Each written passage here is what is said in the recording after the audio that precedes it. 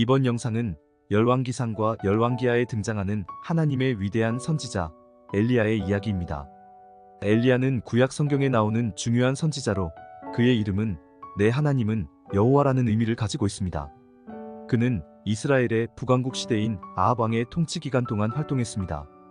엘리야의 이야기는 주로 열왕기상 17장부터 서술되어 있으며 그의 생애와 사역은 하나님의 권능을 드러내고 다른 신들에 대한 도전, 특히 바알 신앙에 대항하는 모습을 보여줍니다.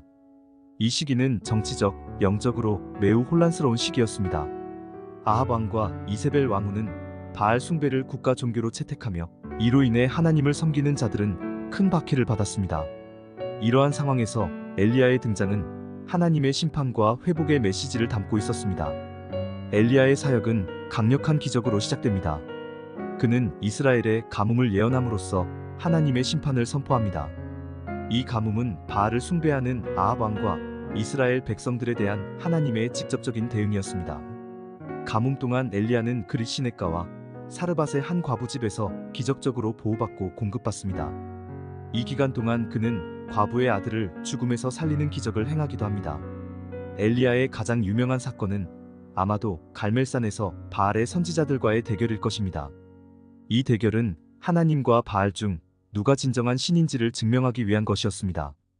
바알 선지자 450명과 아세라 선지자 400명을 갈멜산으로 모이게 한 엘리야는 각자 제물로 송아지를 올려놓고 각자의 신에게 기도하여 제물을 태우는 시합에서 바알의 선지자 450명의 기도에 맞서 엘리야 혼자서 하나님께 기도드렸습니다.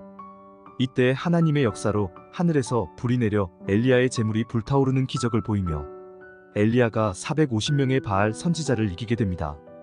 이 기적 후 엘리야는 이스라엘 백성들에게 하나님께 돌아오라고 호소하며 바알의 선지자들을 처형합니다. 아하시야 왕이 엘리야를 체포하려 할 때에도 엘리야는 하나님의 권능으로 군사들을 대적합니다.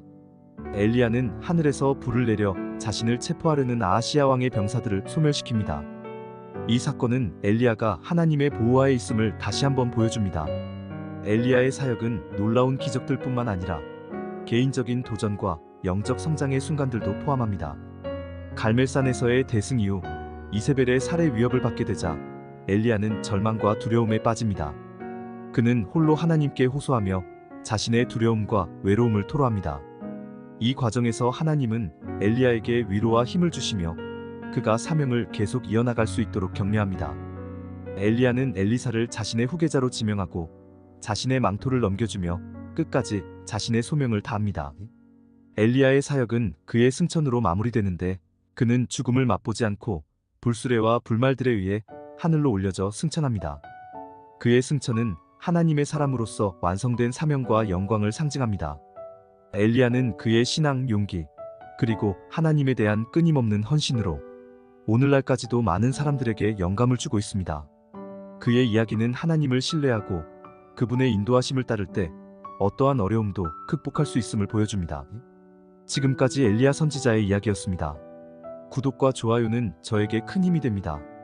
끝까지 시청해주셔서 감사합니다.